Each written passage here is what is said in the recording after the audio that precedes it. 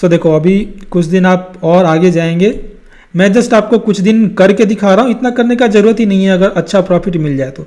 अगर आपको 3-4%, 2-3% अगर 1 वीक के अंदर मिलता है तो फिर क्या जरूरत है होल्ड करने का। सो 15 डेज में 3% के आसपास प्रॉफिट मिल रहा है तो आप यहाँ पे एग्जिट कर सकते हैं। हाय रोशन अगेन फ्रेंड्स, आज जो स्ट्रैटेजी हम लोग सीखने जा रहे हैं ये एक मंथली स्ट्रैटेजी है। इस स्ट्रैटेजी में हम 2 डिफरेंट टाइप का हेजिंग करते हैं।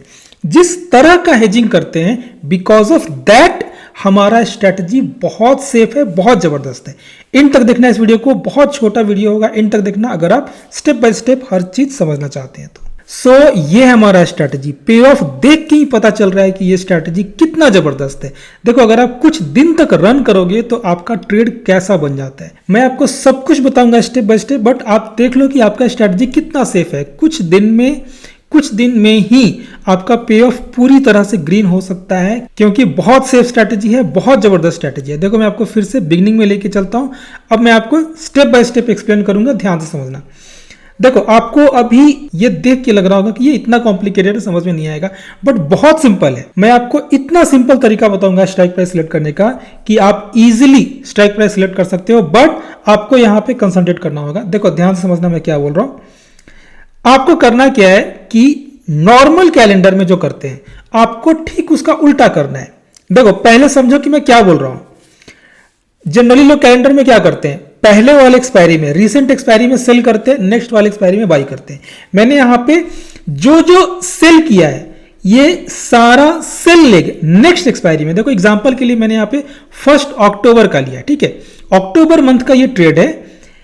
दूर वाला यानी कि नवंबर मंथ में सेल है। देखो जहां जहां सेल है, कैसे कंस्ट्रक्ट किया हुआ है वो छोड़ दो, मैं आपको बताऊंगा। स्ट्राइक प्राइस कैसे सिलेक्ट करना है मैं आपको बताऊंगा, बट पहले मैं जो बता रहा हूं वो समझो।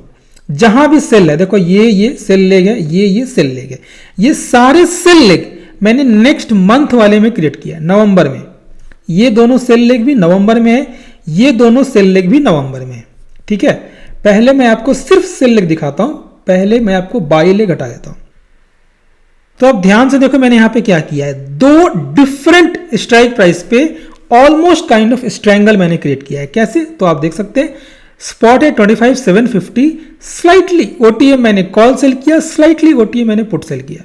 इन द सेम वे नीचे वाला देखो आप, नीचे वाला और दूर जाके कॉल सेल किया एंड पुट साइड में भी और दूर जाके मैंने पुट सेल किया है। 25,900 का कॉल, 26,300 का call. In the same way put side में 25,700 का पुट, 25,300 का पुट।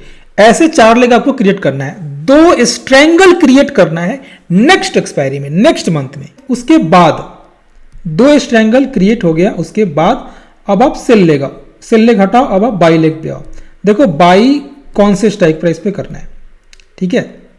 देखो ये हमारा बाई लेग 25,900 आपने कॉल सेल किया था, इसके आगे वाला 25,900 के नेक्स्ट वाला 26,000 का कॉल मैंने करंट मंथ में बाई किया है। करंट मंथ में, ये नवंबर में था, सारे के सारे सेल लेग्स नेक्स्ट मंथ में होंगे, सारे के सारे बाई लेग्स करंट मंथ में होंगे। जो मैंने बाई किया है इस सेल का नेक्स्ट वाला, देखो मैं आपको डिफरेंट करके सेल का डिफरेंट बता रहा हूं, बाई का डिफरेंट बता रहा हूं, ताकि आपको कॉम्प्लिकेटेड ना लगे। और अगर कहीं भी समझ में नहीं आया तो वीडियो को बैक करके फिर से सुनना कि मैं क्या बोल रहा हूं। करंट वाले मंथ में इसका नेक्स्ट वाला स्ट्राइक प्राइस मैंने यहां पे बाई किया। In the same way put side में इसका नेक्स्ट वाला स्ट्राइक प्राइस मैंने बाई किया करंट मंथ में। इस वाले स्ट्रैंगल के लिए भी मैंने सेम काम किया, 26,300 के और ऊपर का 26,800 मैंने बाई किया एंड 25,300 के और नीचे का 24,600 मैंने बाई किया। अब ये स्ट्राइक प्राइस मैंने कैसे सिलेक्ट किया है, 24,600 ही मैं क्यों यहां पे बाई किया हूं, 24,700 क्यों नहीं बाई किया, 24,500 में क्यों बाई नहीं किया हूं, यहां पे 26,800 ही क्यों बाई किया हूं, ये 26,900 में क्यों नहीं बाई किया हूं, 26,700 में क्यों नहीं बाई किया हूं। यहां भी मैं 100 आगे पीछे जा सकता था, यहां भी मैं 100 स्ट्राइक प्राइस आगे पीछे जा सकता था, बट मैंने ऐसा क्यों नहीं किया है। अब देखो, अब ये बताने के लिए मैं इसको कंबाइन कर देता हूं। अब ये है हमारा ओवरऑल स्ट्रेटेजी। अब देखो मैंने कोई भी स्ट्राइक प्राइस जो सिलेक्ट किया है उसको एक स्ट्राइक प्राइस ऊपर या एक स्ट्राइक प्राइस नीचे कर सकता था, बट मैंने ऐसा क्यों नहीं किया। अब देखो जब मैंने इसे कंबाइन किया, आप देखो, आप जैसे ही इसको एक आगे करके लेके चलते हो, देखो ये थोड़ा अनबैलेंस दिख रहा है। आप खुद देखो, जब मैंने 25,950 किया, अब मैं अगर और आगे चलता हूं तो देखो ये और अनबैलेंस्ड होता जा रहा है। ये बैलेंस तभी होगा जब ये 25,900 पे होगा।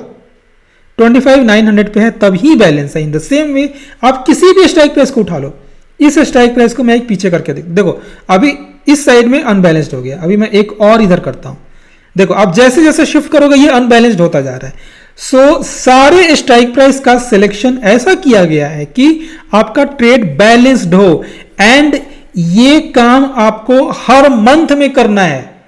Same to same strike price रट्टा मत मार लेना, सेम चीज रट्टा मार के पिछले मंथ में या किसी दूसरे मंथ में बैक टेस्टिंग मत करना। आपको हर मंथ में अपना दिमाग लगाना पड़ेगा। मैं सिर्फ रास्ता दिखा सकता हूं, कर्म आप ही को करना पड़ेगा। फाइनली ये पे ऑफ आपको ही क्रिएट करना है। हो सकता है किसी मंथ में क्रिएट ना हो। अगर किसी मंथ में आपका पे ऑफ अच्छा नहीं बन पा रहा है तो उस मंथ में जरूरी नहीं है कि सेम स्ट्रैटेजी ट्रेड करें। स्ट्रैटेजी बहुत सारे हैं, किसी दूसरे स्ट्रैटेजी को ट्रेड कर लेना। हर मंथ में आपको स्ट्राइक प्राइस सिलेक्ट करके अपने पे ऑफ को बैलेंस करके देखना होगा। इस वीडियो को आपको एक बार से ज्यादा बार देखना है। एक बार में हो सकता है कि ये वीडियो समझ में ना आए, बार बार रिपीट करके देखो, कुछ भी छोड़ना मत, सब कुछ देखो, ध्यान से देखो एंड प्रैक्टिस करो, ठीक है। मैं आपको सिमुलेशन करके भी दिखा देता हूं। चलो नेक्स्ट डे, आप देखना आपका पे ऑफ बहुत जल्दी ग्रीन हो जाएगा। ये जो रेड दिख रहा है ना, क्योंकि ये कैलेंडर है, कैलेंडर में पे ऑफ कभी भी पूरी तरह से परफेक्ट नहीं होता है, तो ये पे ऑफ बहुत जल्दी ग्रीन हो जाएगा। एंड एक चीज मैं आपको क्लियर कर दूं, बहुत सारे लोग बोलते हैं कि लॉट साइज चेंज हो रहा है, इस कारण से स्ट्रैटेजी वर्क नहीं करेगी। इसका क्या लॉजिक है? अभी एक लॉट 25 क्वांटिटी का आता है, लॉट साइज चेंज होने के बाद वो 75 क्वांटिटी का हो जाएगा। मतलब जो मैं बैक टेस्टिंग कर रहा हूं, इसको अगर मैं 3 लॉट से बैक टेस्टिंग करता हूं तो लॉट साइज चेंज होने के बाद ये 1 लॉट हुआ। जब मैं बैक टेस्टिंग कर रहा हूं अक्टूबर में, तो अक्टूबर में 25 क्वांटिटी था, तो मैं 3 लॉट से अगर कर रहा हूं तो 25 × 3, ये 75 क्वांटिटी से मैं आपको बैक टेस्टिंग करके दिखा रहा हूं। अभी यही 75 क्वांटिटी का 1 लॉट है। इसमें डाउट क्या है? बहुतों को डाउट रहता है। कुछ लोग तो ये बोलते हैं सर कैलेंडर स्प्रेड बंद हो रहा है। जस्ट लॉट साइज चेंज हुआ है और कुछ नहीं। कैलेंडर स्प्रेड बंद नहीं हो रहा है, कैलेंडर स्प्रेड का मार्जिन बेनिफिट खत्म हो गया है, वो भी एक्सपायरी के दिन। We are positional traders, expiry के दिन मार्जिन कम हो रहा है, उससे हमारे ट्रेड को कोई लेना देना नहीं है। सो देखो अभी कुछ दिन आप और आगे जाएंगे। मैं जस्ट आपको कुछ दिन करके दिखा रहा हूं, इतना करने का जरूरत ही नहीं है अगर अच्छा प्रॉफिट मिल जाए तो। अगर आपको 3-4%, 2-3% अगर 1 वीक के अंदर मिलता है तो फिर क्या जरूरत है होल्ड करने का, ठीक है। सो 15 डेज में 3% के आसपास प्रॉफिट मिल रहा है तो आप यहाँ पे एग्जिट कर सकते हैं। एंड मैं एक बार फिर से रिपीट कर रहा हूँ, कुछ भी आसान नहीं होता है, आपको इस स्ट्रैटेजी को प्रैक्टिस करना होगा, इस वीडियो को बार बार देखना होगा अगर आपको समझ में नहीं आया है तो। एंड अगर आपका कोई भी डाउट है, कोई भी क्वेश्चन है, put it down in comment section, comment करो। एंड इस वीडियो को लाइक जरूर करना, लाइक करके चैनल को सब्सक्राइब कर लेना। Thanks for watching.